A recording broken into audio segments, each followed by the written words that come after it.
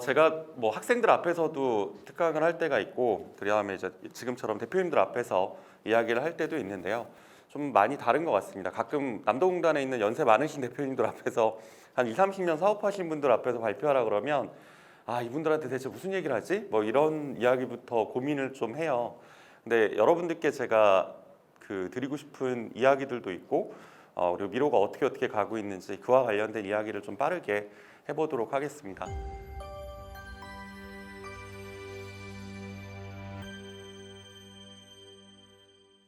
이야기를 쭉 들어보면 이런 특강들 많이 들으셨을 거거든요. 저도 대학교 때부터 창업 특강을 많이 들은지라 들어보면 어떤 얘기는 맞고 어떤 얘기는 틀려요. 근데 누구에게는 맞고 누구에게는 틀리거든요. 이유가 뭐냐면 사실 시각장애인 분들이 코끼리를 막 만진다든지 하면 코끼리의 모양이 다 다르잖아요. 같은 거라고 생각합니다. 여러분들께서 하시는 사업이 다 다르고, 그러니까 제가 하는 사업도 다르고요. 그렇기 때문에 어떤 건 맞고 어떤 건 틀려요. 그래서 이야기를 들어보시면 무조건 맞지도 않고 무조건 틀리지도 않고, 그리고 아무리 좋은 이야기를 하더라도 우리가 뭐 아무리 좋은 약을 먹더라도 사실 몸에서 받지 않으면 의미가 없잖아요. 그래서 그런 관점에서 좀 이야기를 들어주시면 감사하겠습니다.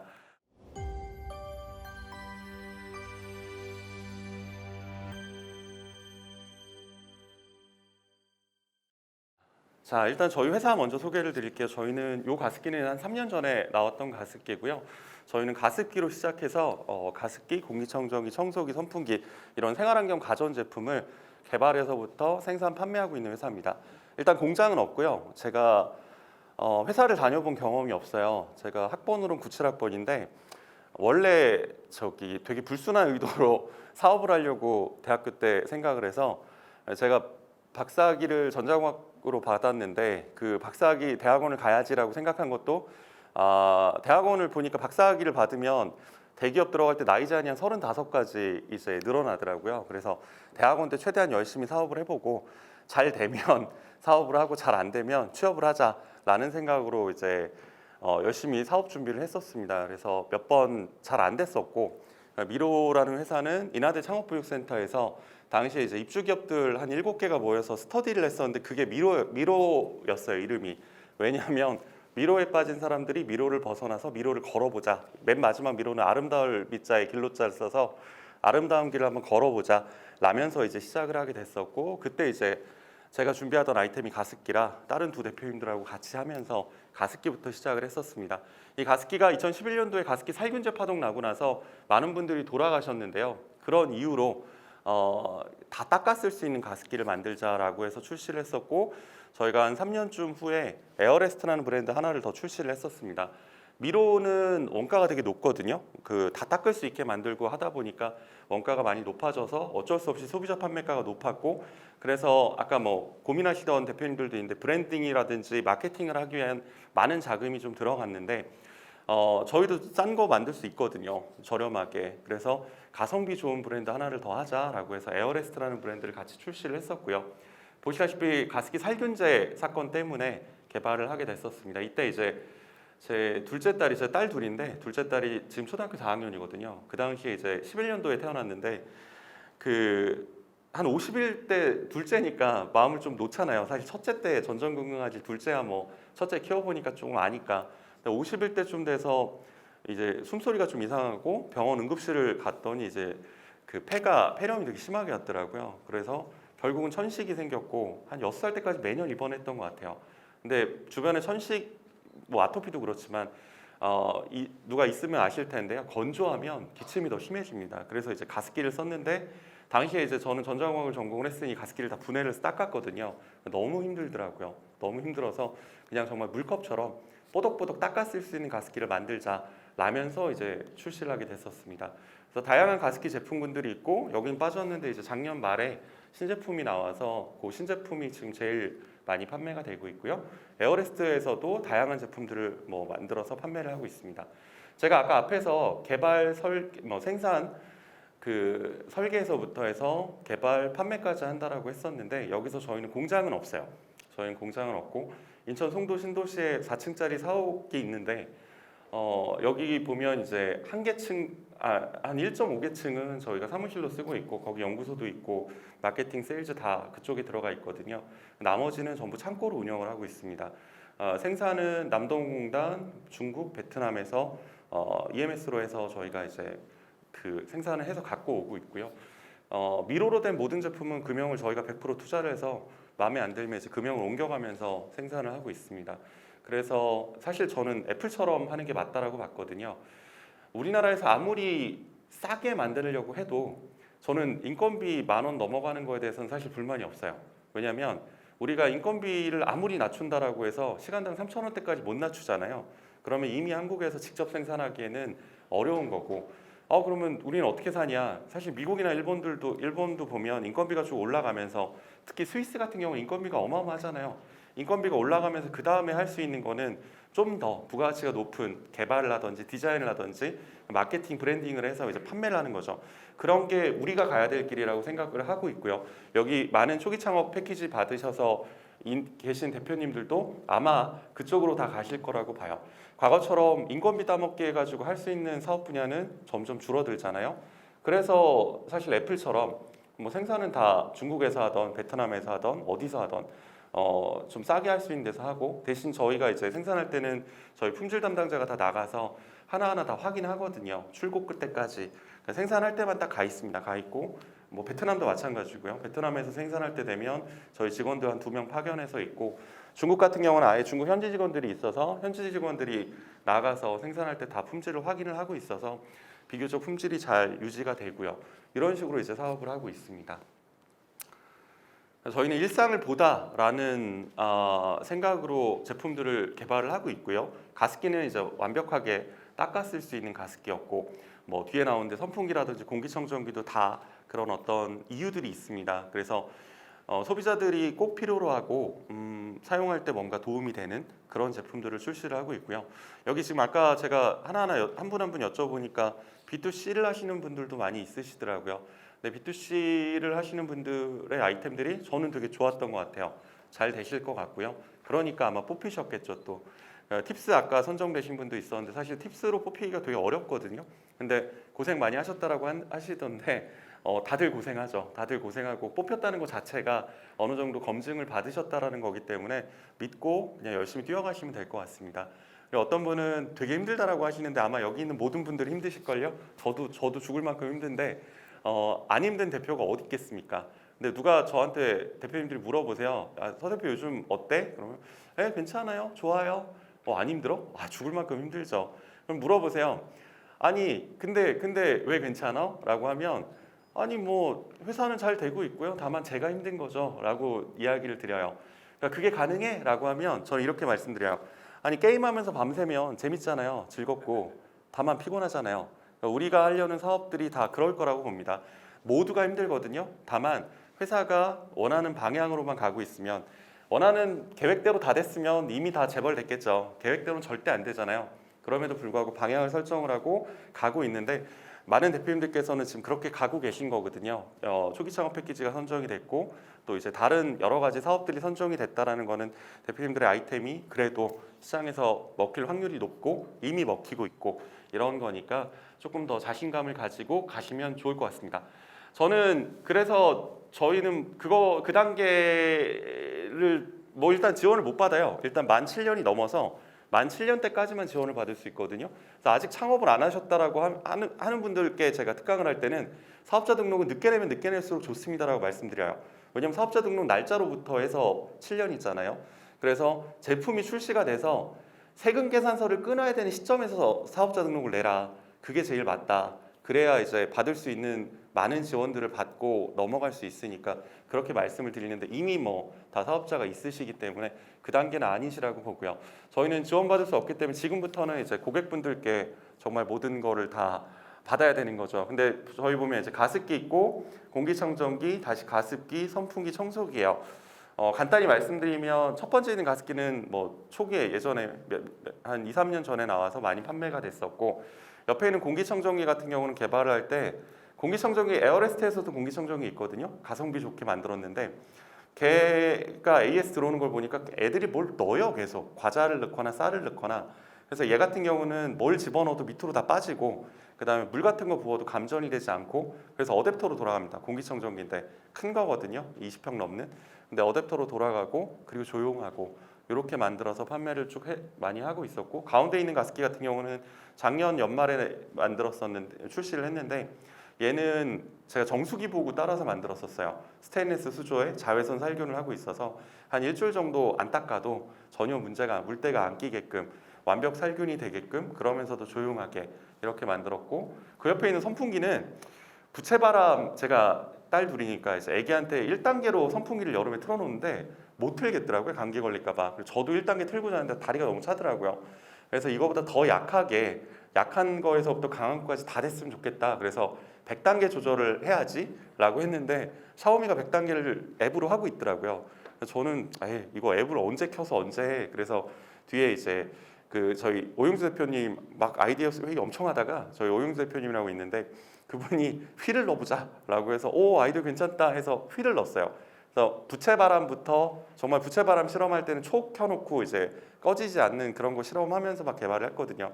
막 온갖 걸로 기능도 다양한 기능 들어가고 막 다 했는데 올해 6월 중순에 완판을 했습니다. 일단 뭐 7월 말 것까지 팔게 다 팔려버려서 영업팀들이 행복한 휴가를 보냈죠.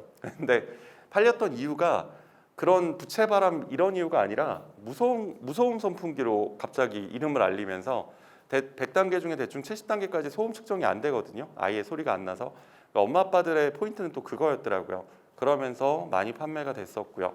청소기도 다 분해해서 닦을 수가 있고 이런 부분들입니다. 그래서 저희가 하는 아이템들 보면 저희는 시장이 일단 애기 엄마 아빠들이 많이 사시고요. 그 다음에 연세가 많으신 분들께 부모님께 선물을 드린 거나 이런 시장에서 주로 많이 들어가요. 젊은 분들은 미로가 아니라 에어레스트 쪽에서 더 많이 에어레스트는 가성비가 좋게 만들었기 때문에 제일 비싼 가습기가 9만 원이에요. 제일 싼 가습기는 3만 원이고 그래서 시장이 이제 완전히 나눠져 있습니다. 미로에선 제일 싼 게 12만 원, 보통은 23만 원짜리가 제일 잘 나가고요. 그렇게 되어 있어서 시장을 아예 나눠서 이 시장을 다 먹을 거야 라면서 이제 저희는 그렇게 가고 있고요. 대표님들께서도 B2C를 하시는 분들은 아마 시장을 좀 나눠서 보셔야 될 필요성도 있으실 거예요. 저희의 경쟁업체는 아니고 저희보다 규모가 훨씬 크니까 신일이거나 한일전자거나 뭐 LG 공기청정기 같은 경우 LG 삼성, 위니아 위닉스 이런 회사들이잖아요. 그 사이에서 살아남기 위해서 저희도 다양한 노력들을 하고 있고 지속적으로 브랜딩을 하려고 노력을 하고 있습니다. 그래서 최근에는 한 달 된 것 같은데 TBCF를 저희가 다시 하자. 1차년도, 2차년도, 3차년도까지 TBCF를 했었거든요. 그러다가 유튜브 뜨고 하면서 이제는 온라인인 것 같아 라고 해서 몇 년간 온라인 쪽 CF를 계속 하다가 올해부터는 이제 다시 TBCF로 돌아가서 그렇게 하고 있습니다. 대표는 아까 말씀드린 3명인데 저 포함해 3명이고요. 옆에 있는 가장 왼쪽에 오용수 대표님이 나이가 제일 많은데 그래봐야 96학번이고요. 제일 오른쪽에 김민수 대표님이 나이는 저랑 제가 빠른이라 동갑인데 98학번입니다. 그래서 다행히 학번이 좀 비슷해요. 96, 97, 98에. 그리고 이제 오 대표님이 생산 쪽하고 경영 쪽, 그 다음에 자금 쪽 이쪽을 담당하고 있고 저는 개발 총괄 담당하고 있으면서 요즘은 영업 쪽 일부 보고 있고요. 그다음에 제일 왼쪽에 김민수 대표님은 마케팅하고 세일즈 쪽 집중적으로 하고 있는데 연구소 쪽에서 디자인 팀하고 이런 쪽하고도 같이 일을 하고 있습니다. 저희가 지금 미국하고 중국에 법인이 있고 둘 다 판매 법인이고요. 이제 국내가 아무래도 제일 많이 판매를 하고 있습니다. 온라인, 오프라인, 홈쇼핑까지 모든 채널에서 판매를 하고 있고 재작년까지는 홈쇼핑에서도 판매를 많이 했었는데 코로나 때문에 작년에 홈쇼핑이 너무 안 좋아졌어요. 그래서 작년에 홈쇼핑 보면 먹거리랑 옷은 좀 되고 가전제품이나 이런 게 너무 안 나와서 저희도 요즘 쇼핑 라이브 쪽으로 바꿨습니다. 그래서 뭐 안 하는 건 아닌데 홈쇼핑 같은 경우는 주말에 큰 방송 위주로 좀 잡아달라고 요청을 드리고 수수료가 높잖아요. 그에 비해서 라이브 쇼핑 같은 경우는 수수료가 5%, 뭐 그립은 조금 더 되지만 네이버 같은 경우는 5%, 기획전 8%이 정도 되니까 수수료 부담도 없어서 저희는 좀 많이 바꿔서 하고 있고요.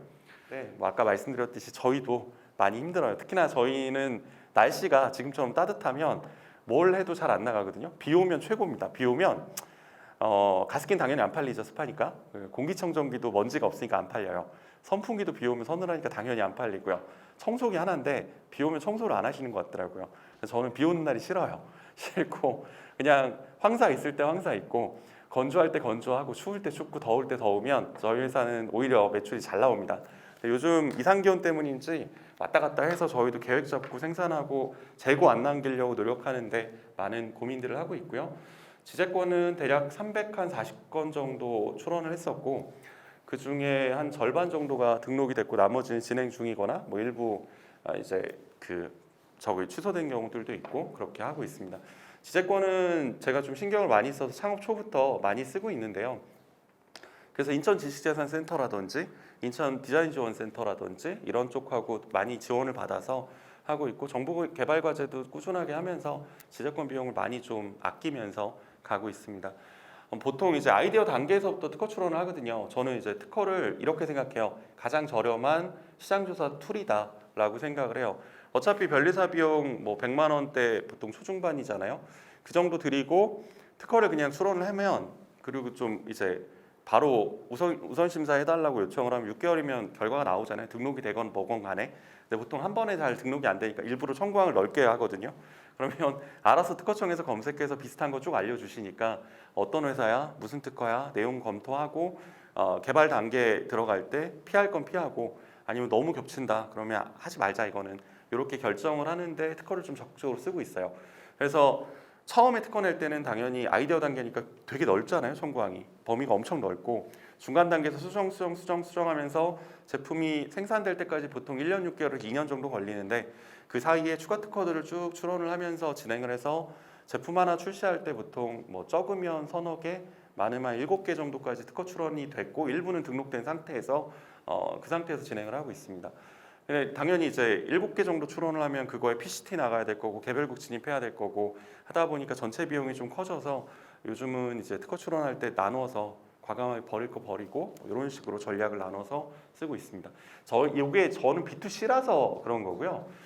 대표님들께서 만약에 B2B도 있고 B2G도 있으시더라고요. 그런 분들하고는 좀 안 맞아요. 그런 분들은 특허를 내실 때 되게 핵심 특허, 중요한 특허를 코어 특허를 다 잡으셔야 되는 게 맞고, 그러니까 다 잡는다는 게 숫자는 많지 않지만 정말 어려운 특허를 잡아야지 좋은 거고요. B2C를 하시는 분들은 건수도 많아야 돼요. 왜냐하면 B2C를 하다 보면 특허 소송이 걸리잖아요. 그럴 때 건수가 많은 쪽이 유리할 수밖에 없어요. 왜냐하면 하나라도 걸리면 상대방을 같이 공격을 할 수 있기 때문에 특허 건수가 많은 게 좋아서 그것까지 고민을 좀 하시면서 제일 안타까울 때가 제품 출시 다 한 다음에 특허 출원을 하시더라고요. 그러니까 아직 판매를 안 했는데 이미 다 만들어졌어요. 다 만들어졌는데 그때 특허 출원을 하시면 등록이 된 다음에야 소송을 걸 수 있는데 등록될 때까지 시간도 많이 걸리고요. 그 다음에 이미 팔고 있는데 누가 너 침해했어라고 날라와 버리면 엄청난 비용이 들죠. 저희 같은 경우도 금형을 만들어서 생산을 해야 되기 때문에 비용이 워낙 많이 들어가서 아예 정말 아이디어 단계라든지 지금 아직 뭐 안 하신 분들이 있으면 지금이라도 바로 출원을 하시는 걸 추천을 드립니다.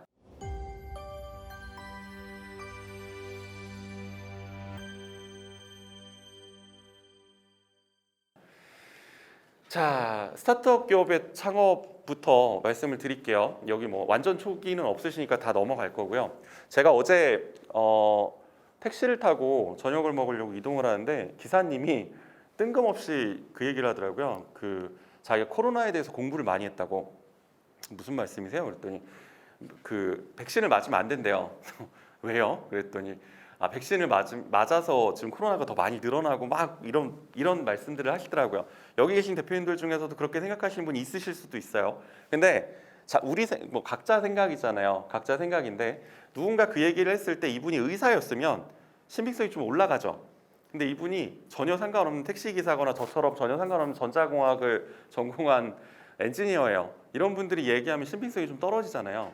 대표님들께서도 마찬가지인 게 우리가 어딜 가서 IR을 해서 발표를 하든지 아니면 정부 뭐 과제를 따려고 말을 할 때 내가 앞에 있던 양력하고 이력이 지금 이 하려는 거하고 맞으면 훨씬 쉬울 거잖아요.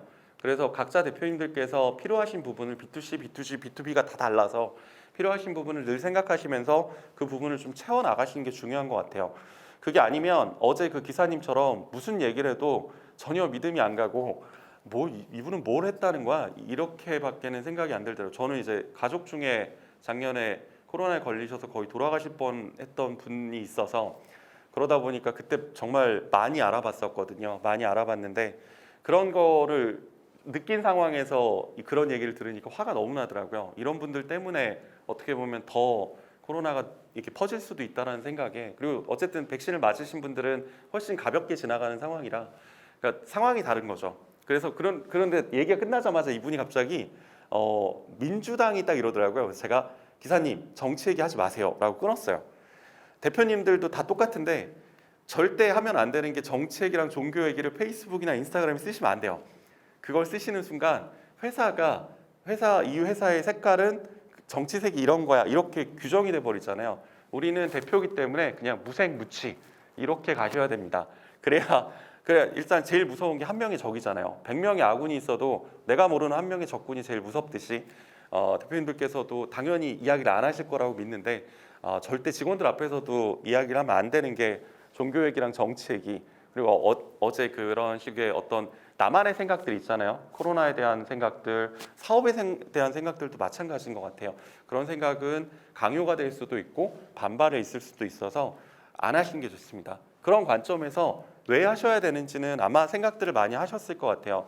저는 사업을 왜 하려고 했냐면 어느 순간 이런 생각 들더라고요. 운전을 좀 많이 했었는데 한 십몇 년 전에 운전을 출장이 워낙 많아서 운전을 막 많이 하고 다니는데 교통사고가 한 두세 번 날 뻔했어요. 다행히 뭐 제 차는 멀쩡했는데 앞에서 화물차가 굴러간 적도 있고 아니면 앞에서 추돌 사고 났는데 제가 간신히 멈춘 적도 있고, 근데 저기 깔렸으면 죽었을 것 같더라고요. 근데 죽을 때 바로 죽지 않잖아요. 한 5분은 살아 있을 것 같아요. 근데 그 5분 동안 무슨 생각이 들까 생각해 보니까 못 해봤던 게 너무 인생에서 아쉬움이 남을 것 같았어요. 그러니까 그 시간이 지나면서 보니까 애기랑 못 놀러 갔던 거 뭐 이런 게 생각이 날 것 같더라고요. 그래서 그러면 지금 해야 되는구나 라는 생각을 했어요. 언젠간 사업을 할 거야라는 생각을 했었는데 이 사업을 할 거면 지금 해야 되는구나. 왜냐하면 언제 떠날지 모르잖아요. 여기 뭐 저보다 연세가 많으신 대표님들도 있고 어리신 대표님들도 있는데 뭐 올 때는 먼저 오신 분도 있고 늦게 오신 분도 있지만 갈 때는 사실 누가 먼저 갈지 모르잖아요. 그렇기 때문에 할 거면 지금 하자라는 생각으로 했는데, 그러면 사업을 해서 뭐 할 건데? 라는 생각을 했어요. 일단은 제가 원하는 거는 어떤 제가 만든 제품 및 서비스가 반드시 누군가에게 도움이 되고 그걸 남겨놓고 갔으면 좋겠어 라는 생각을 하고 사업을 하려고 했었고, 그러니까 이런 생각들이 있으면 아까 말씀드린 대로 굉장히 힘들고 어려워도 조금 마음이 편해져요. 사실 바뀌는 건 없거든요. 근데 마음이 조금 편해지면 그래도 다시 한번 생각을 할 수 있어서 대표님들께서도 그런 생각 한번 해보시면 좋을 것 같은데, 그럼 저는 이제 이걸 평가를 뭘로 해야 되지? 라는 생각을 했어요. 죽을 때 무슨 기준으로 내가 잘 사업을 한 거야 라고 이 기준을 세워야 되는데 꽤 오래 몇 년 걸렸거든요. 그 결론을 얻을 때까지. 저는 이렇게 정했어요. 제가 죽었을 때 수만 명이 슬퍼해주면, 내가 모르는 수만 명이 슬퍼해주는 그런 제품 및 서비스를 세상에 놓고 가면 그럼 잘 살았다, 후회가 좀 적겠구나 라고 생각을 했습니다. 그게 불가능할 거라고 생각했는데 스티브 잡스 죽었을 때 느꼈어요. 이분이 물론 저도 아이폰 쓰다가 안드로이드로 갈아탔다가 또 쓰다가 왔다 갔다 하긴 했는데 스티브 잡스의 행동들 보면 저 사람 왜 저래? 뭐 이러기도 했는데 결과적으로 그 사람이 딱 죽었을 때 생각해 보니까 이 사람은 획을 그었다. 스마트폰에 획을 그은 게 아니라 PC를 들고 다닐 수 있게 하는데 정말 큰 획을 그었다라고 생각이 들더라고요. 아이폰 전과 후는 세상이 많이 바뀌었잖아요. 그래서 이런 제품 및 서비스 내놓고 할 수 있으면 참 좋겠다 라면서 이제 시작을 하게 됐었고, 대표님들께서도 다 있으실 거예요. 생각들이 다 있으시는데 그 생각들을 조금 정리를, 만약에 없으신 분들은 정리를 하시면 조금 더 좋을 것 같아요. 모두에게 힘들잖아요. 이거 넘어갈게요. 모두에게 힘들고, 자, 가끔 여기는 없는 것 같아요. 여기는 없는데 3년간 회사 생존율, 그 다음에 5년간 생존율, 8년, 10년간 생존율 보면 되게 낮잖아요. 5년 생존율이 5%가 안 되지 않습니까? 창업하고 나서 5년 후에 몇 개 살아있나 보면. 근데 이러면 무슨 생각을 하냐면 5년만 버티면 난 잘 될 거야 라는 생각들을 많이 하시더라고요. 근데 근근히 버텨서는, 제가 회사를 몇 번 이렇게 해보니까 회사는 우리가 예전에 70년대 80년대는 수출도 많이 했고요, 인건비도 싸니까 그냥 생산만 하면 됐잖아요. 요즘 저는 중국이 그런 것 같아요. 중국 분들 막 중국 업체에 있는 중국 사람들 만나서 이야기를 듣고 해보면 얘네는 카피할 생각도 없어요. 그냥 미로가 우리한테 생산하면 나는 그냥 꾸준하게 돈 벌면 돼. 연평균 5%만 성장시켜도 돼. 그게 이제 과거의 한국이었던 것 같아요. 그냥 일본이나 미국에서 생산 받아다가 꾸준히 생산하면서 연 5%만 쭉 성장시키면 대표님들은 그냥 먹고 사는데 아무 지장 없고 돈도 많이 벌었거든요. 근데 지금은 다르잖아요. 지금은 우리가 사는 시대에는 그렇게 올려서는 투자도 안 들어와요. 일단 5%, 연 5%씩 올라가는 회사에 누가 투자를 해요? 투자도 안 들어오면 회사를 천천히 올려야 되는데 그 사이에 나보다 큰 회사, 저희한테 보면 생활가전 회사 중에 큰 회사 많잖아요. 하다못해 한경이도 저희보다 매출이 훨씬 큰데, 그렇기 때문에 한경이라든지 이런 조금 저희보다 매출이 훨씬 큰 규모의 회사가 만약에 카피를 하려고 마음을 먹고 작정을 하고 덤벼들었을 때 이게 버틸 방법이 없더라고요. 되게 힘들죠. 버틸 수는 있겠죠. 특허랑 뭐 여러 가지 있으니까 버틸 수는 있는데 힘들잖아요. 그렇기 때문에 대표님들께서 이제 그런 부분들 좀 생각을 하시면서 쫙 올릴 수 있게, 지금 아이템이 다 다르고 아마 얘기를 들어보니 굉장히 빠르게 올리시는 것 같은데, 그렇게 올리시게끔 모든 계획을 짜셔야만 사업이 조금 더 원활하게 갈 것 같아요. 만약에 내가 연 막 20, 30% 미니멈 20, 30% 이상 성장을 못 시키겠다, 그러면 아이템을 그걸 잠깐 놔두시고 다른 아이템을 먼저 하시는 것도 좋아요. 그렇게 가지 않으면 금방 따라잡히고 카피 제품 나오고 뭐 아니면 카피 기술 나오고 이런 걸로 많이 어려워하시더라고요. 그리고 버티면 자질이 있는 건데 그냥 버틴다고 흐지부지 버티시면 안 되고요. 여기가 이게 지금 저희가 2014년에 창업하고 2016년 1월 11일 날 저희 외주 공장에 불이 났어요. 그래서 그때 다 탔습니다. 다 탔고 저희가 이게 보험 처리가 안 되는 바람에 소송도 얼마 전에 끝났는데 결과적으로 몇 년 소송하고 나니까 이 손에 줄 수 있는 돈이 얼마 안 되더라고요. 근데 이때 불나고 되게 힘들었는데 정말 많은 분들이 불나면 대박 난다고 그 얘기를 하시더라고요. 그러니까 그때 알았어요. 그 불난 상황을 막 이렇게 대표 셋이서 끙끙거리면서 넘어가고 나니까 불나면 둘 중에 하나인 것 같더라고요. 망해서 없든지 아니면 살아남았든지. 근데 불났는데 살아남을 정도면 아, 얘네 독한 애들이구나. 웬만큼 뭐가 오더라도 살구나. 이걸 많이 느꼈어요. 그래서 그 당시에 불나서 저희가 뭐 창업한 지 만 2년이 안 됐을 텐데 불이 난 거니까 차마 고객들한테 사실대로 불이 났습니다 말씀을 못 드리겠더라고요. 그래서 이제 저희가 주문 폭주로 인해서 지금 하루 이틀 배송이 지연됩니다라고 하고 바로 다른 외주 공장 찾아서 바로 거기서 생산하면서 바로 다시 고객분들한테 물건을 보내드렸거든요. 제품들 보내드리고 이러면서 그때는 넘어갔고 그 이후로 다양한 또 제품들 나오고 하면서 많이 갔던 것 같고요. 이게 아까 제가 말씀드린 건데 회사가 급성장시키지 못하면 사실 회사는 어렵더라고요. 우리가 공부할 때요, 성적을 고등학생 시간이 지나고 나서 되돌아보니까 아, 내가 이렇게 살면 더 좋았을 텐데 이런 생각들을 많이 하게 되잖아요. 그래서 제가 볼 때는 이제 고등학교 때 미리 좀 생각을 했으면 공부를 조금 더 성적이 더 잘 나왔을 것 같은데 하는 게 뭐가 있냐면, 저는 수학을 좋아했거든요. 과학을 좋아하고. 근데 영어를 잘 못했어요. 그럼 제일 많은 시간을 쏟아부어야 되는 건 사실 영어거든요. 왜냐하면 90점 맞던 과목 아무리 잘해봐야 10점 올라가는 거고 50점 맞던 과목 잘하면 한 30점만 올려도 크잖아요. 그러니까 회사가 마찬가지입니다. 여러분들 대표님들 회사가 다 다르고 지금 규모도 다 다르고 하고 있는 것도 다 다르기 때문에 대표님들 회사에서 지금 투자를 했을 때 가장 많이 올라갈 수 있는 그런 분야에 먼저 집중하셔야 되잖아요. 근데 공통적인 게 있어요. 1번 자금. 자, 이걸 투자를 받는 것도 자금이고요. 대출을 받는 것도 자금이고요. 여러 가지 있는데 예전에 솔직히 이해가 잘 안 됐던 부분이 이런 거예요. 만약에 은행에서 대출을 해준다라고 해요. 제가 필요한 자금이 1억이에요. 근데 은행에서 막 뭐 지점장님하고 얘기하다가 얼마 필요해요? 많이 필요해요. 많이 주세요. 저희 신용등급에서 얼마 나와요? 뭐 예를 들어 5억 나올 수 있대요. 그러면 받아야 되나요? 라고 이렇게 물어보시더라고요. 어떤 강연 갔을 때. 그분은 받아야 된다라고 말씀을 하셨고 시간이 지나보니까 저도 맞더라고요. 왜냐하면 회사가 어려워지면 그땐 대출이 안 나오기 때문에 받을 수 있는 모든 자금은 다 받아서 쟁여놓는 한이 있어도 다 쟁여놓고 그리고 사업을 해야 되고, 투자금도 마찬가지고요. 회사가 잘 되고 있을 때 투자를 많이 받아서 현금 보유고를 넉넉하게 가지고 있었던 회사는 작년처럼 코로나가 터지거나 뭐 갑자기 급변하더라도 버틸 수가 있는데, 정말 딱 맞춰서 가고 있는 회사들은 뭐 하나만 외부 요인이 있으면 우르르르 힘들어지고 넘어가게 되고요. 투자 잘못 받고 나면 마찬가지 회사가 좀 헐값에 넘어가기도 하고 여러 가지가 있기 때문에 그럼 아까 투자를 받으라는데 뭐야 이렇게 말씀하실 수 있는데 투자도 왜 엄청 많잖아요. 계약서가 다 다르잖아요. 모든 투자는 다 다르잖아요. 그래서 계약서 검토 잘 하시고 하면서 자금을 확보를 하셔야 그렇게 해야 회사가 이런 식으로 꾸준하게 빠르게 올라갈 수 있다라고 생각을 합니다. 이거 넘어갈게요. 그래서 여기 B2C라고 보면 B2B도 마찬가지고 B2G도 마찬가지인데 B2C가 좀 더 이게 큰 것 같아요. 보통 시장이 있는 아이템, 시장성이 있는 아이템들 말씀 많이 하잖아요. 저는 그거보다 지갑이 정말 혹해서 열릴 수 있는 아이템, 저는 그게 중요하다고 봐요. 아까 치킨 파우더 하시는 대표님 계셨는데 저는 살 거예요. 저는 예전에 잠깐 얼핏 본 것 같은데 그때는 못 샀었고 집에서 요즘 코로나 때문에 매 주말마다 음식은 다 제가 하거든요.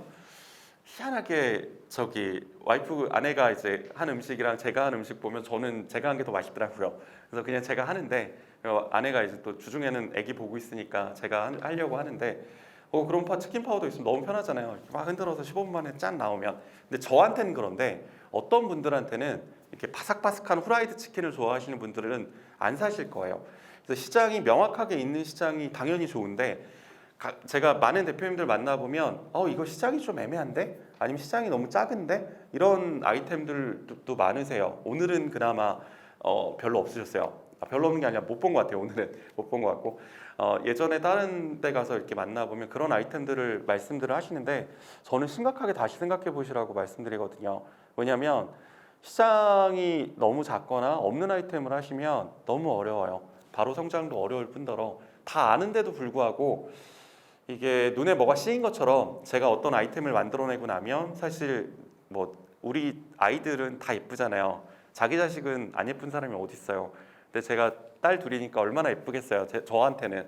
근데 유치원에 딱 갔는데 애기 유치원 다닐 때 유치원에 쭉 다른 친구들하고 있는데 객관적으로 저희 딸보다 예쁜 아이들이 많이 있더라고요. 그래서 그럼에도 불구하고 제 딸이 제일 예뻐는 아닌데 제 눈에는 예쁘다죠. 근데 아이템들이 마찬가지인 것 같아요. B2B건 B2G건 B2C건 간에 우리가 정말 고생해서 6개월, 1년, 1년 6개월, 2년 걸려서 만든 아이템은 우리 눈에는 다 예쁘잖아요. 근데 문제는 이제 투자도 안 들어와 아니면 판매도 안 돼. 그러니까 판매가 되는데 많이 안 팔려.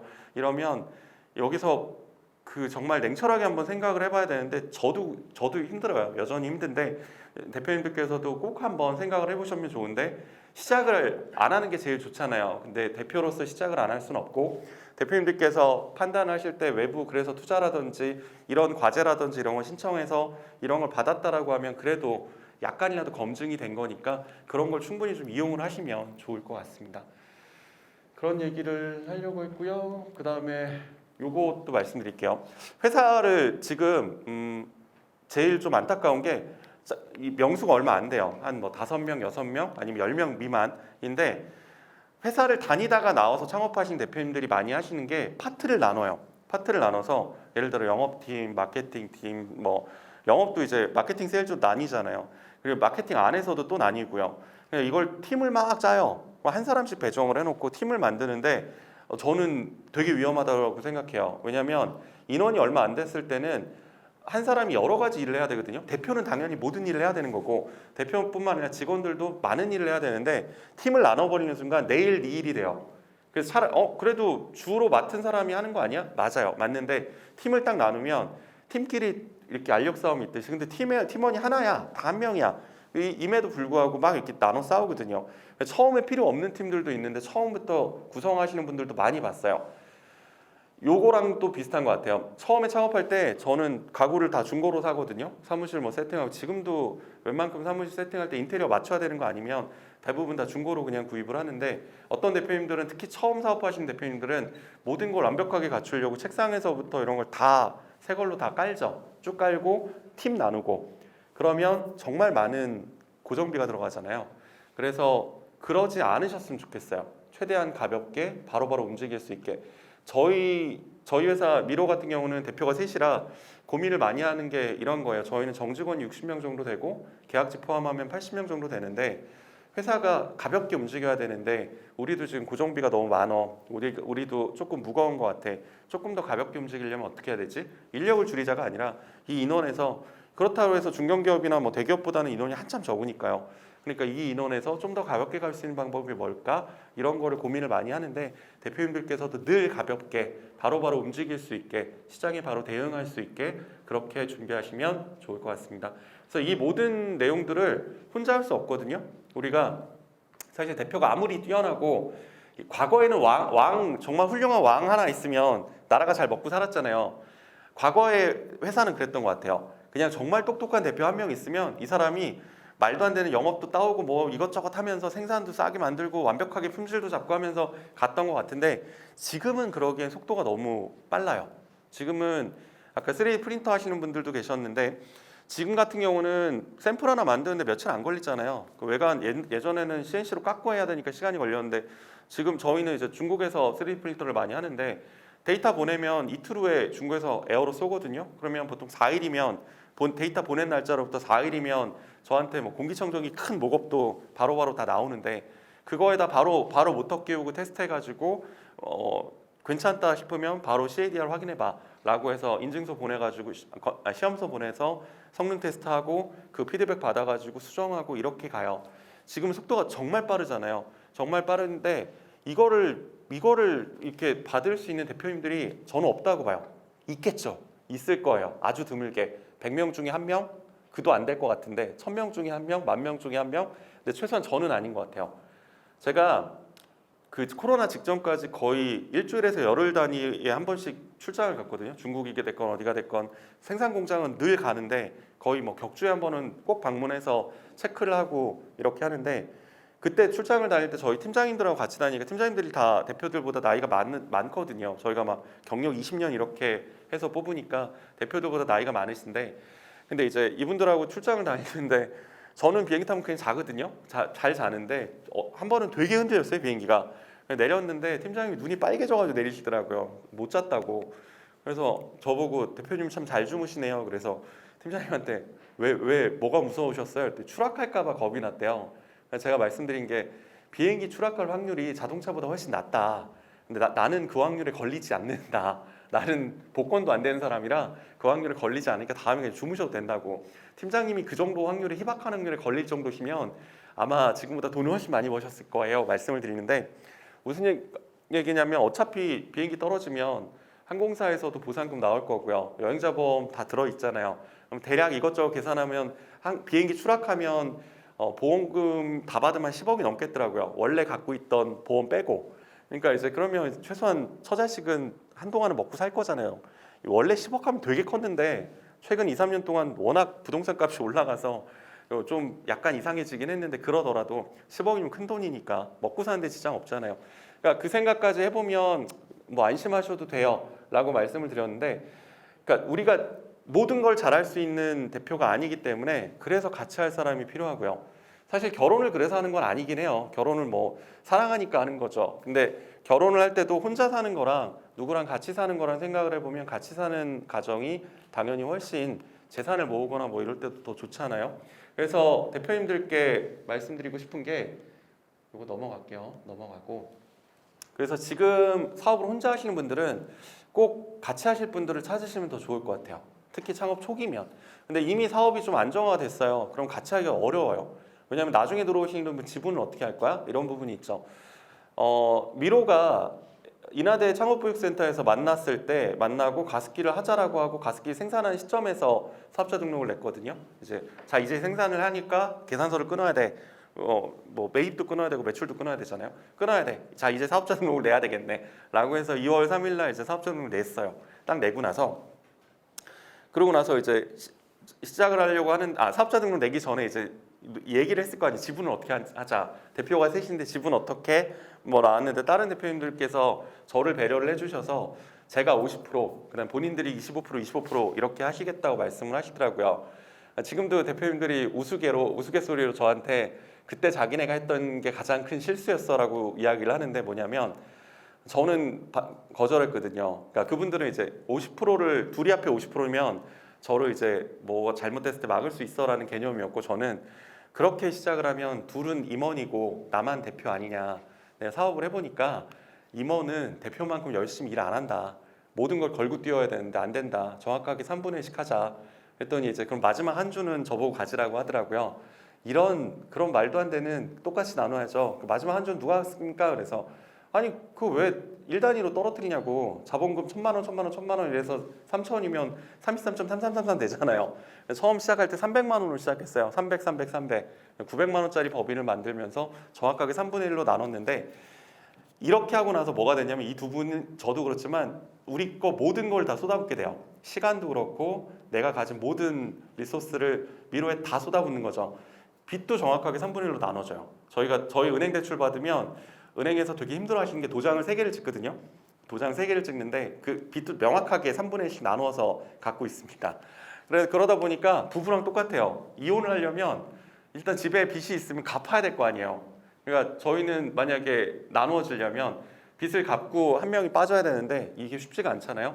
그러니까 무조건 간다. 무조건 앞으로 성장시켜서 우리는 회사를 상장을 시키고 또 같이 갔던 직원들한테도 많은 혜택을 줘야 되니까 여길 가야 돼 라고 같이 뛸 수 있는데 덕분에 3명의 리소스가 다 들어가니까 훨씬 빠르게 갔던 것 같아요.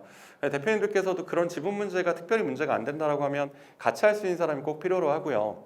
콜럼버스가 처음 미국 대륙 발견한다고 갔을 때 그 선원들한테 숨겼잖아요. 얼마만큼 갔다는 걸. 근데 솔직히 본인도 사실 바다 끝에 절벽이 있을지도 몰라라는 생각을 하면서 가고 있던 상황이었고, 근데 마찬가지인 게 힘든 내용을 직원분들한테 다 공유를 할 수 없잖아요.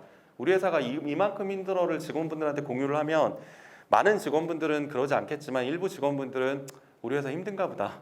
딴 데 더 좋은 데 가야 되나? 뭐 이러면서 이제 딴 생각을 하실 수 있으니까. 그러다가 만약에 진짜 이직을 하시게 되면 너무 힘들잖아요. 회사의 규모와 상관없이 모든 대표님들은 직원들 나간다 그러면 스트레스 엄청 받습니다. 저 세상에 제일 무서운 말이 직원분들이 와서 대표님 드릴 말씀 있습니다. 이게 제일 무서워요. 보통 보고 드릴 게 있습니다라고 하지 드릴 말씀은 하나밖에 없거든요. 그래서 그 단어를 제일 싫어하는데 다 똑같이 힘들잖아요. 힘든 건 다 똑같이 힘든 거라 그러지 않게 하려면 어쩔 수 없이 터놓고 얘기할 상대가 필요한데 다른 회사 대표님들한테 회사 거 말 못하잖아요. 그래서 같이 하실 분들 필요한 거고 만약에 저희처럼 공동대표가 어렵다라고 하면 임원분들 중에서라도 꼭 같이 할 수 있는 그런 분들 찾으시고 꽤 많은 지분을 할당을 하시면 그분들이 법적 책임까지 같이 질 수 있으면 최고고요. 그러면 정말 끝까지 가게 되더라고요. 그 다음에 저희는 공동대표예요. 각자 대표랑 공동대표랑 처음에 잘 모르고 했는데 각자 대표는 도장 3개가 중에 하나만 지켜도 법적 효력이 있고 공동대표는 3개가 다 지켜야 되거든요. 너무 잘한 것 같아요. 왜냐하면 저희가 뭔가를 결정을 할 때 반드시 합의를 해서 하는 거고 그러다 보니까 실수가 줄어들더라고요. 그 다음에 눈이 3개잖아요. 눈이 3개라 뭔가 예를 들어 사업하시다 보면 이상한 컨설팅 같은 것도 많이 들어와요. 많이 들어오는데 이 컨설팅이 기술적인 거는 제가 판단을 하고 자금적인 거는 오영주 대표님이 판단을 하고 마케팅 세일즈에서 말도 안 되는 컨설팅 들어왔을 때 긴가민가 하면 김수 대표님이 판단을 하니까 이 3명을 다 속일 수가 없거든요. 그래서 저희는 비교적 그런 게 문제가 없게 잘 넘어갔던 거고 과거에 혼자 사업할 때랑 비교해 보면 다시 사업하라 그래도 저는 공동대표를 찾아서 같이 할 수 있는 제가 갖지 않은 재능을 그러니까 탤런트라 그러죠. 제가 갖지 않은 재능을 가진 분들을 찾아서 같이 할 것 같아요. 대표님들께서도 그렇게 보시면 될 것 같고요. 넘어갈게요.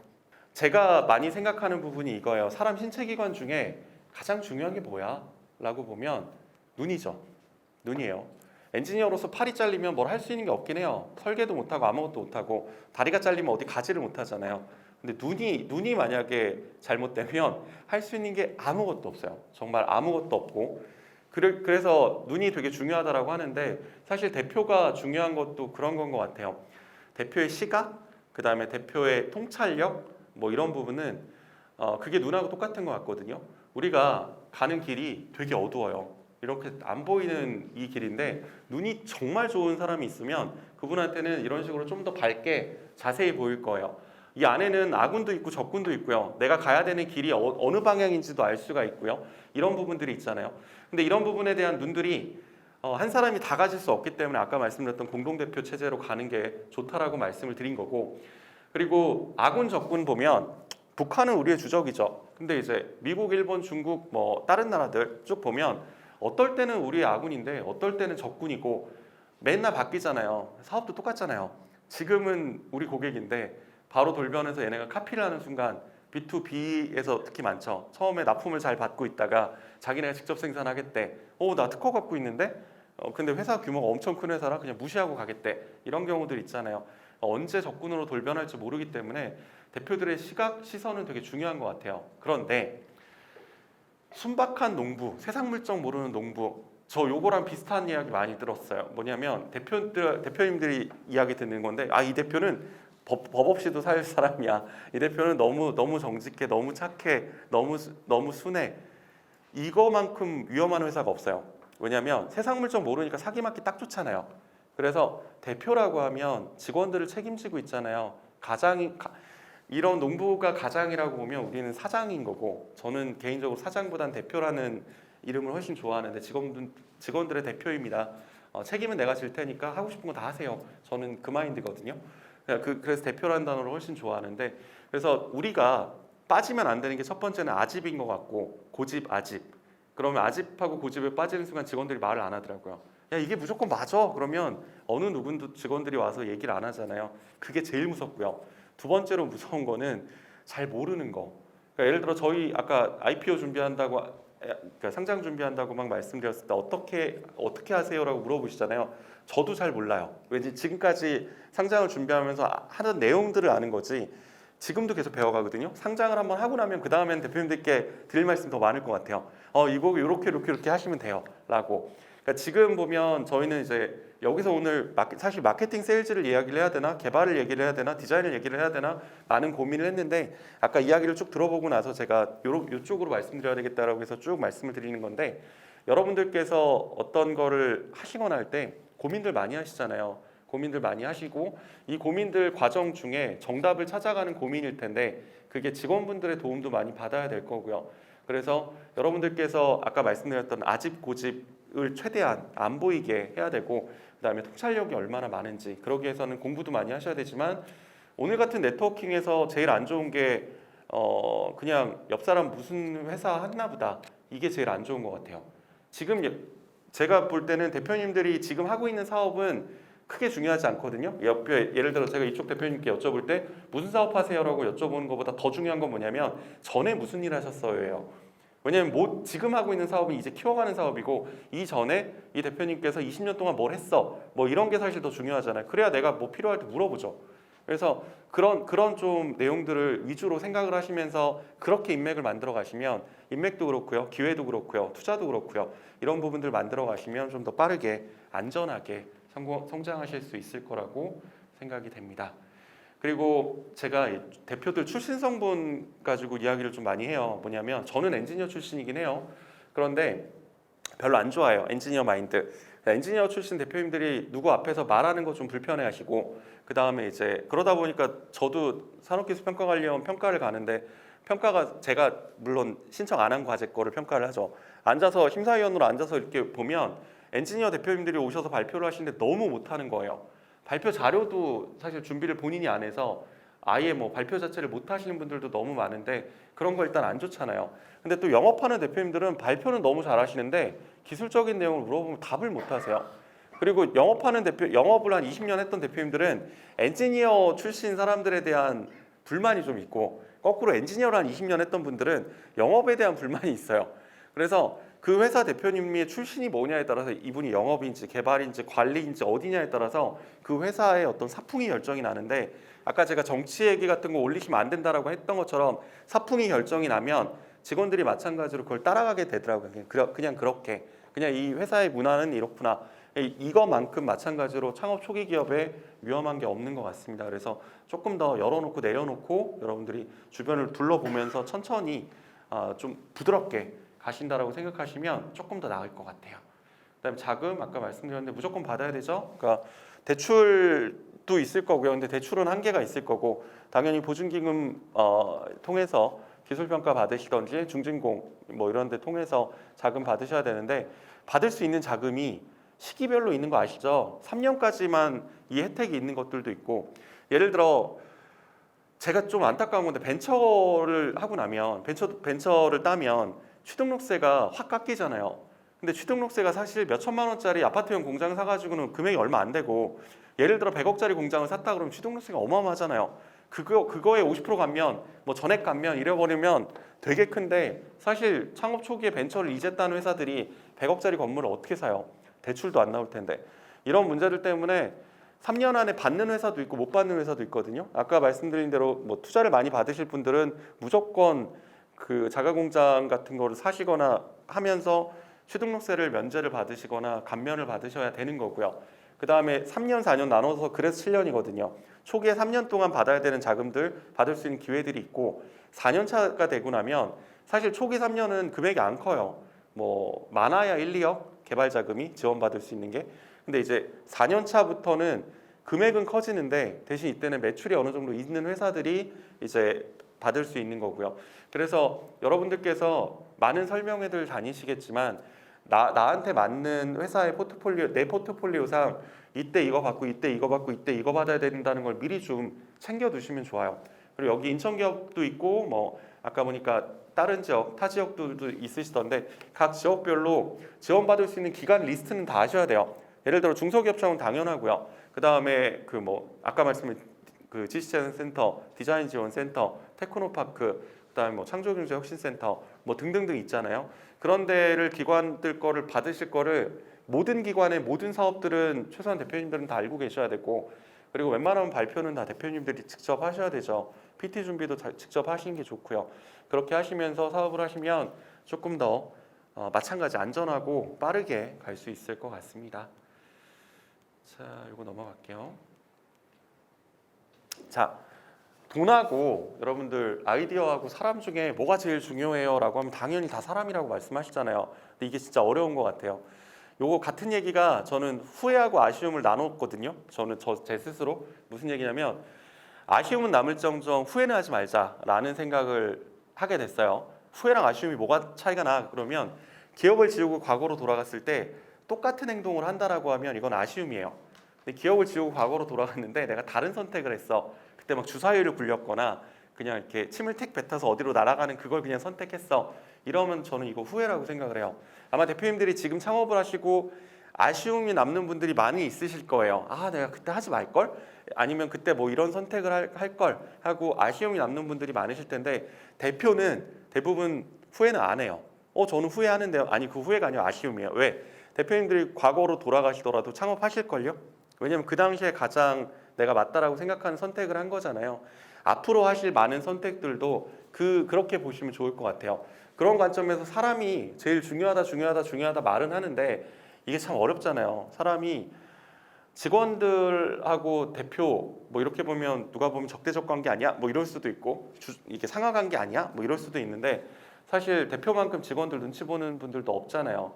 이 직원분들이 잘 해줘야 또 회사가 잘 되는 거고 결국 같이 가야 되는 거고 이 사람이 결국은 뭐 돈도 갖고 올 거고 경영팀이거나 막 하면 뭐 영업팀이면 돈을 벌어올 거고 그 다음에 아이디어도 사람한테 나오죠. 내가 모든 아이디어를 낼 수 없다라고 하면 사람이 제일 중요하긴 하잖아요. 근데 이 사람을 그러면 어떻게 관리할 거고 어떻게 뽑아올지 그에 대한 아이디어들도 많이 있으셔야 된다라고 봐요. 저희가 창업하고 초기에 그 초기가 한 2, 3년 동안 직원들 뽑을 때 많이들 여러 가지가 있었어요. 아마 지금 여기 계신 분들은 아까 보니까 회사를 오래 다니신 분들이 많아서 그런 거는 잘 하실 것 같은데 저희는 3개월 동안 수습기간이 있고 수습기간 동안 판단이 안 되면 3개월 연장을 해요. 그래서 최대 6개월까지 해서 그 수습기간 끝나고 나면 정직원 전환되거든요. 근데 이 과정을 왜 놔뒀냐면 사람을 너무 좋아서 뽑았는데 아닌 거죠. 알고 보니까 면접 볼 때 했던 얘기가 거짓말이거나 아니면 실제로 그 정도 능력이 없으신 분들이 들어오면 정직원인 상태에서는 내보낼 수가 없잖아요. 물론 뭐 여러 가지 방법으로 내보낼 수는 있지만 사실 법적으로는 본인이 안 나겠다고 버텨버리면 우리나라 법상으로서는 내보내시면 일이 커지거든요. 부당해고 뭐 이렇게 하면 다 아시잖아요. 그래서 3개월 수습기간이 그래서 생겼어요. 3개월을 보고 특별히 하자 없으면 그냥 간다. 문제가 있으면 3개월 이내라도 얘기를 한다. 본인도 마찬가지로 와봤더니 이 회사가 내가 생각하는 회사 같지 않아요. 그러면 언제든 나가달라고. 3개월 채우고 나가시면 다른 사람 못 뽑으니까 나가시라고 면접 볼 때 아예 그렇게 이야기를 하고 그렇게 와요. 그런데도 불구하고 저희 인천 송도에 있는데 사람이 잘 안 뽑혀요. 거의 일주일에 한 2-3건씩 면접을 보거든요. 모든 팀 면접을 모으면 일주일에 미니멈 2-3건씩 면접을 계속 보는데 특히나 개발자 디자이너분들, 영업하시는 분들 특히나 안 뽑혀요. 생산 쪽이나 품질 쪽은 많으세요.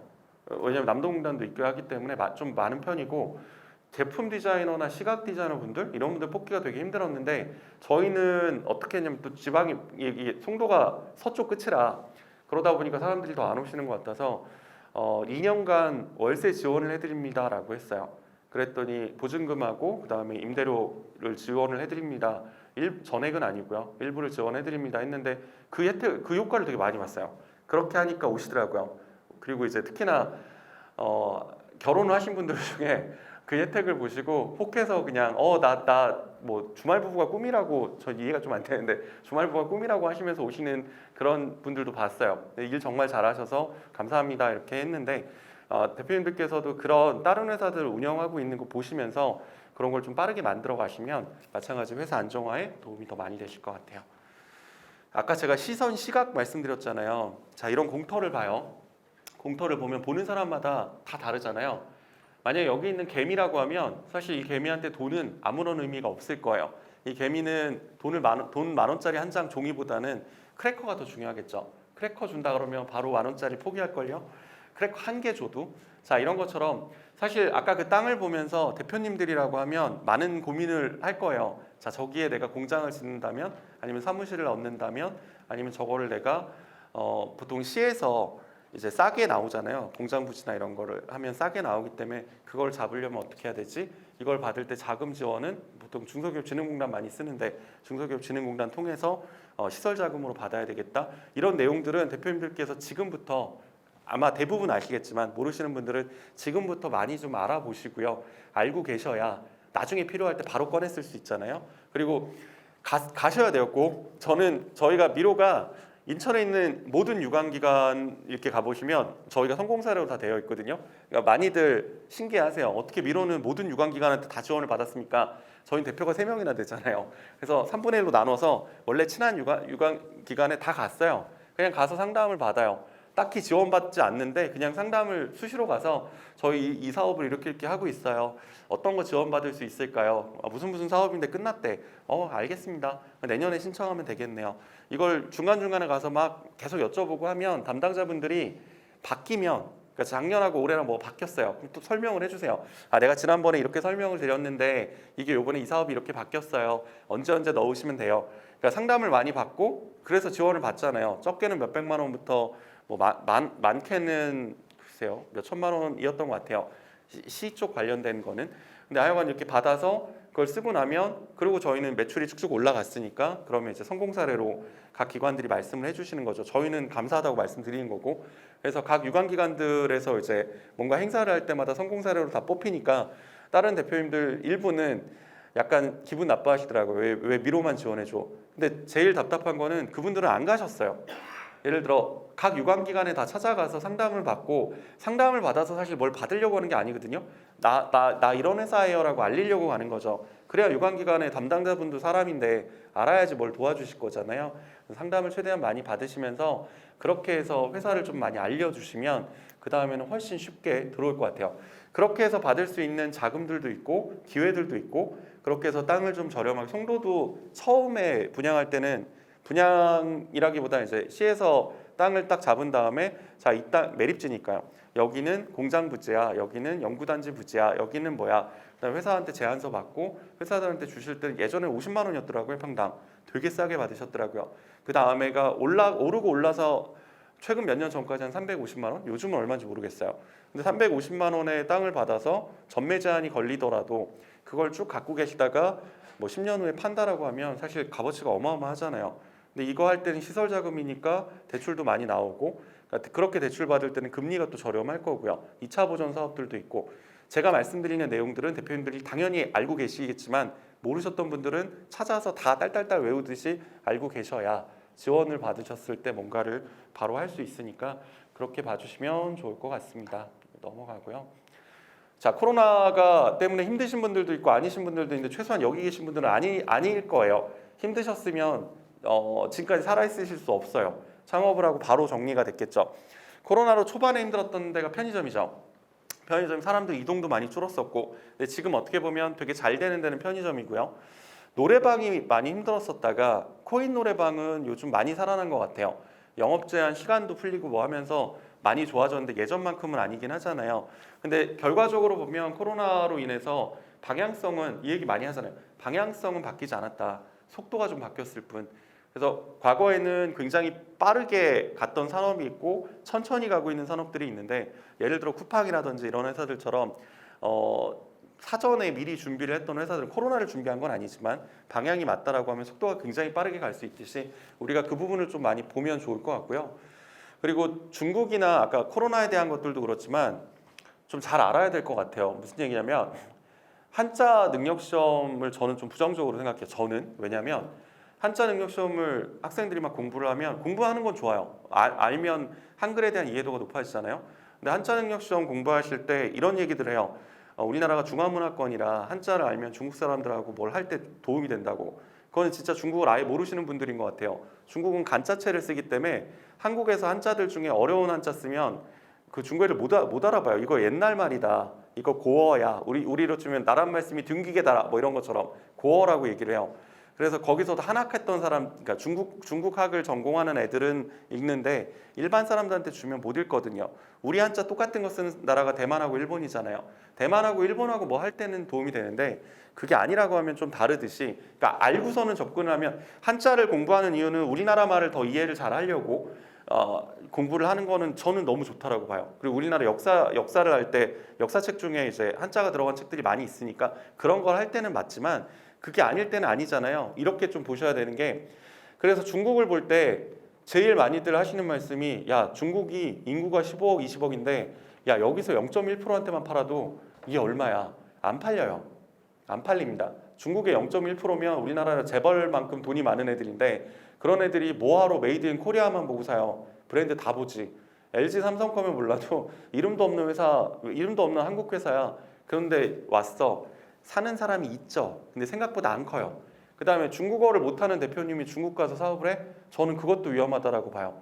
그래서 저는 따로 공부를 했거든요. 중국 왔다 갔다 출장 다니고 하는 내내 그 전화 중국어 아침마다 하고 막 하면서 따로 공부를 했는데 가보면, 그래서 일상회화는 해요. 물론 회의할 때는 무조건 저희 중국 직원이 있어서 통역을 중간에 하는데 회의는 틀어지면 안 되니까 밥 먹으러 가서는 통역 없이 그냥 저희 직원도 저한테 중국어 쓰고 이렇게 이야기를 하는데 처음 찾아가는 공장의 대표님들은 중국 사람 이 대표님들은 저한테 너 중국어를 왜 공부했어? 어떻게 공부했어? 그러면 저는 나 중국에 생산해야 되니까 공부했지. 그러면 이제 되게 좋게 보세요. 그리고 이제 하고 싶은 말을 편하게 하면 되잖아요. 예를 들어 저희 거에서 다른 외국계 대기업 거를 생산을 하고 있는데 EMS 공장이니까 다 할 거잖아요. 제가 너무 급한 거예요. 그러면 너 사장하고 밥 먹자라고 해서 그 사장님 모시면 밥 먹고 술 먹다가 이야기를 하는 거죠. 진짜 미안한데 나 대표가 셋인 거 알잖아. 근데 나 이러고 한국 돌아가면 다른 대표님들이 나 가만 안 둔다고. 이쪽 라인 좀 세우고 내 거 먼저 해주면 안 돼? 그럼 이제 술도 먹었겠다. 친해져 있으니까 대표님들이 보통 해준다 그래요. 알았다고. 그러고 나면 그 다음날 아침에 그 호텔에서 바로 이제 이 대표님 방으로 가자. 그러니까 차 올 거니까 공장 가서 방으로 가자. 그래서 기다리면 헐레벌떡 오시잖아요. 기다린다고 하니까 바이오가 기다리는데 오시겠죠. 오면 그냥 제가 첫 마디가 어제 너무 고마웠다고. 그러면 생산 오늘부터 해? 라고 물어보면 이제 우물쭈물 하시면서 잡아주세요. 생산 일정을. 그러니까 이런 게 돼요. 출장을 가면. 근데 이게 중국어를 해야지 되더라고요. 중국어를 안 하는데 젊은 뭐 통역분 껴가지고 하던지, 저희는 그래서 직원을 아예 쓰는 건데 직원하고 통역을 데리고 하는 거랑 또 전혀 다르잖아요. 젊은 통역분을 데리고 가서 이 통역분을 거쳐서 하면 중국 분들이 면을 되게 세우니까 이 사람이 다 알아들으니까 당연히 통역을 알아들어야 통역을 할 거니까요. 그러면 안 좋아하실 수밖에 없어요. 그 얘기를 다 못해요. 다 못하거나 좀 덜하거나. 그래서 만약 저는 그래서 베트남 공장에 생산할 때 심각하게 베트남어 공부를 좀 했는데 보니까 제가 베트남 출장을 많이 안 가겠더라고요. 1년에 한두 번 가겠더라고요. 그래서 조용히 덮었어요. 그리고 베트남 공장의 대표님은 또 중국 분이셔서 베트남 공장 출장 가면 거기는 뭐 대부분 위에 이제 관리직이 다 중국 사람이라 그냥 중국어로 이야기를 하면 되길래 베트남은 안 했는데, 저는 그렇게 생각해요. 대표라고 하면 그냥 끊임없이 공부를 해야 되는데 내 사업에 필요한 거를 보시고 공부를 하시면서 생각을 하시면 좀 많이 바뀔 것 같아요. 그래서 중국에 대한 마인드도 우리나라 사람들이 굉장히 중국에 대한 비호감도가 높더라고요. 물론 일본에 대한 비호감도도 높고 미국에 대한 비호감도도 높고 다른 많은 나라의 비호감도가 높은데 차이가 좀 있죠. 상대적으로 미국은 비호감도가 좀 낮을 거고 뭐 있는데 특히나 중국에 많은데 우리가 잘못 생각하는 경우가 많아요. 저는 중국 출장 많이 다녀보면 느끼는 건데 중국에서 돈 있는 분들은 그러니까 어느 정도 사는 분들이잖아요. 엔지니어가 됐건 뭐 이런 분들은 급여가 지금 한국하고 비슷하게 받거든요. 특히 북경 같은 경우는 더 많이 받는데 이런 분들은 잘 살아요. 외국에서 유학하고 오신 분도 많고 이런 분들하고 이야기해보면 너무 깔끔해요. 너무 뭐라 그럴까요? 우리나라 사람 못지않게 너무 괜찮으세요. 성격도 좋고 다 좋아요. 근데 우리가 그냥 일반적인 중국에 대한 그런 편견하고 마인드 때문에 중국을 무시하고 뭘 하는 순간 얘네가 몇 년 후에 어떻게 성장할지 모르잖아요. 그런데 하나 더 있어요. 그러면 우리가 중국이 성장은 우리가 잘 안 되는 거 아니야? 아니더라고요. 중국은 여전히 생산만 해도 충분히 먹고 살 수 있기 때문에 지금 막 엄청나게 많은 걸 개발을 하고는 있지만 많은 스타트업들이 있지만 엄청나게 뭔가를 개발하는 게 우리보다 좀 늦고 우리는 생산해서 돈을 못 벌기 때문에 지금부터는 뭔가 새로운 거, 참신한 거, 창의적인 거, 그리고 팔릴 만한 거 이런 거 하잖아요. 디자인도 해야 되고 내부도 달라야 되고 그러니까 거기서 저는 기회가 있다라고 봐요. 저는 제가 원한 거는 중국에서 싸게 생산한 다음에 중국에 많이 팔자. 이거예요. 한국에서 디자인 개발에서부터 아이디어에서부터 디자인 뭐 개발 단계까지 다 한국에서 하고 생산은 남동단 또는 뭐 이게 저희가 옮기는 기준들이 있는데 수량이 많은 거는 중국에서 하고요. 수량이 좀 적은 거는 한국에서 한 다음에 수량이 많아지면 중국으로 보내고 더 많아지면 베트남으로 보내거든요. 이렇게 이제 나눠놨는데 근데 이제 중국에서 생산을 싸게 한 거를 중국 시장에 많이 팔면 그러면 그게 우리나라가 해야 될 거라고 봐요. 그리고 그렇게 생산한 걸 뭐 지금은 좀 어렵지만 미국으로 보내서 미국 시장에 많이 팔거나 이게 한 7, 80년대 왜 나무 수입해다가 가구 만들어서 우리가 해외에 수출하고 하던 건 것 같아요.